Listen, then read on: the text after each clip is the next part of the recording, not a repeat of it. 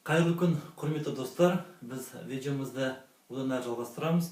Бүгінгі видеода өздеріңіз көріп отырғандай, мынандай тойларға,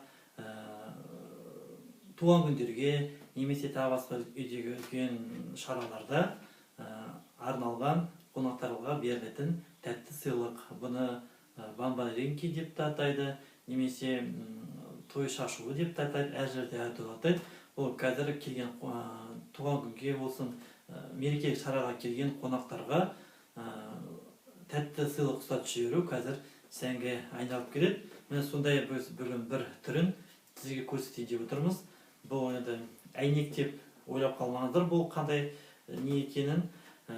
Бұл кәдімгі қарапайым шардан жасалған бамбаринкилар. Бұл біздің өзіміздің 20 жылдық кездесу кешіне қыздарға, класстас қыздарымызға тәтті сыйлықтарды осындай жағдайда беруді ойластырып отырмыз. Ол үшін бізге бұндай бамбаринкиларды жасау үшін бізге кәдімгі қарапайым шар қажет. Міндетті түрде түссіз шар болса, сіздің бамбаринкиларыңыз осындай болып, әйнек сияқты болып көрініп тұрады. Шардың ішіне өзіңіздің қалауыңыз бойынша конфеттер саласыз. Біздер мынандай конфеттер салып отырмыз. Тәттілер өзіңіз білесіз қалауыңыз бойынша. Яғни бұны жасау үшін сіз қарапайым шарды алып,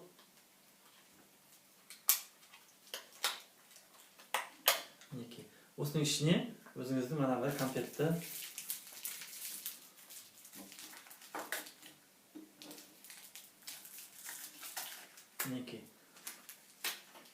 осылай конфеттерді ішіне дайындап алып шығамыз.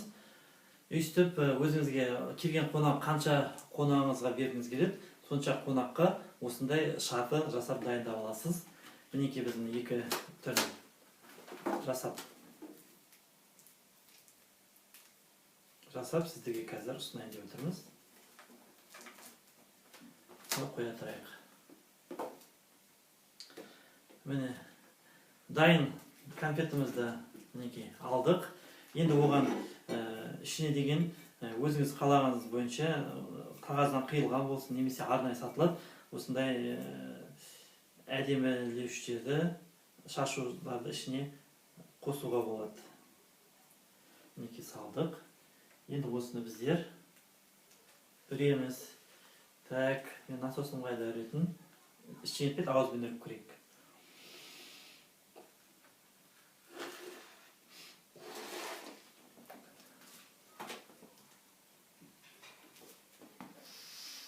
Мінекей өлшеп алдық.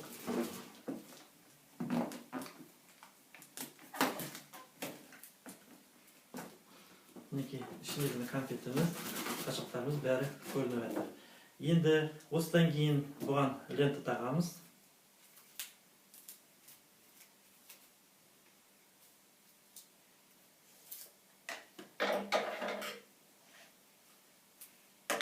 Және міндетті түрде бамбаринкиға келген қонақтарыңызға алғыс айтып жазғандарыңыз жақсы. Бүгінгі шараға қатысқаныңызға рахмет деген сияқты. Қазір мен сізге көрсетемін.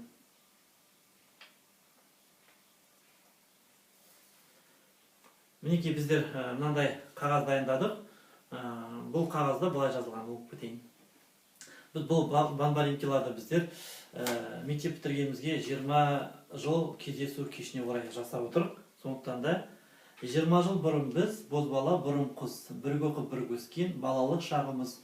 Көңілде қуаныш, жүректе сағыныс, 20 жыл артқа сап кездестік тағы біз. Кездесуге келгеніне алғыс білдіреміз. Міне, осы біздің алғыс қағазымызды байлаймыз.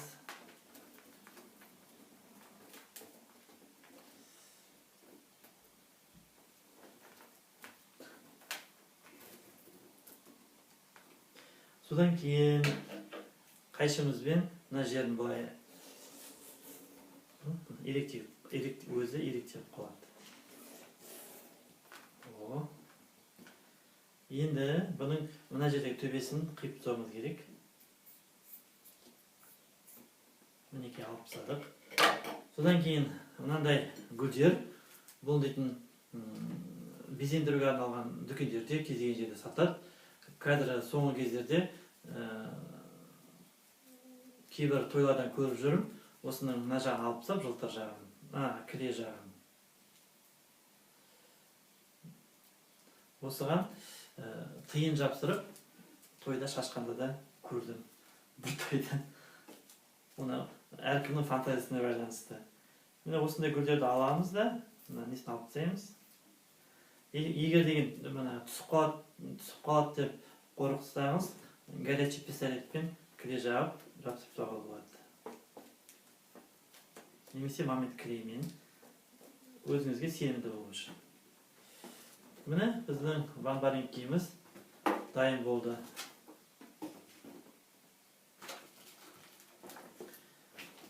Кеш барысында, немесе кештің ортасында, кештің аяғында, осындай ертең бүгінгі өтетін шарамызда біздің қыздарымызға осындай тамаша тәттілерді сыйлыққа ұсынамыз. Осындай бамбаренкиларды жасап, өзіңіздің мереке кешіңіздің сәнді, әдемі етіп өткізуге болады. Яғни бұны алып кеткеннен кейін өздерінің достарына, туыстарына, немесе сатып сұраған адамдарға осыны беруге болады. Немесе басқа жерге барғанда шашу ретінде алып кетуге болады. Мінекей әрдайым осындай қуаныштар, тойлар, туған күндер, тамаша кездесулер көп болсын, өмірлеріңіз әрдайым тәтті болсын, қуаныштарыңызға, достарыңызға, жақындарыңызға тек қана тәтті сыйлап жүре берейік. Көп рахмет. Сау болыңыздар.